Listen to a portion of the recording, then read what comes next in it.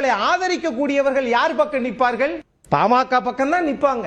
அவர்களுக்குள் இருக்கக்கூடிய ஒரு சின்னது தலைமை யாருக்கு வரணும் அப்படின்னு சொல்லி உங்களுக்கு அவர்கள் பலவீனமாக இருப்பதனால தானே நீங்கள் ஆசைப்பட்டு திரும்பவும் 2026 ஆட்சிக்கு வர முடியும். நீங்கள் கைகொட்டி சிரிங்களே. அதை பத்தி ஏன் உங்களுக்கு அவ்வளவு அக்கறை, அவ்வளவு ஆர்வம்? உங்களுக்கு ஏன் கவலை? நீங்க தான் கூட்டணி பலமா இருக்கிறீங்க. அப்ப உங்கள் நோக்கம் என்ன? ஆளுகிற அரசாங்கம் அதை பற்றி பேச வேண்டிய அவசியம் இல்லை. இனிய சகோதரர் அக்னீஸ்வரன் வார்த்தைக்கு வார்த்தை சொன்னார். நீங்கள் ஆசைப்படுகிறீர்கள், 2026 ஆட்சியை பிடிப்பதற்காக இதை செய்கிறீர்கள், நீங்கள் உங்களுக்கு என்ன கவலை, நீங்க ஏன் விமர்சிக்கிறீங்க அப்படின்னு திமுக நோக்கி கேள்விகளை கேட்டுக்கொண்டே வந்தார். யார் திமுகவில் இது குறித்து விமர்சித்திருக்கிறார்கள் என்பதை மட்டும் அவர் சொல்லிட்டாருன்னா ஓகே. திமுக யாராவது ஒருத்தர் இதை பத்தி பேசினாங்கன்னு அவர் இந்த அவையில சொல்லணும்.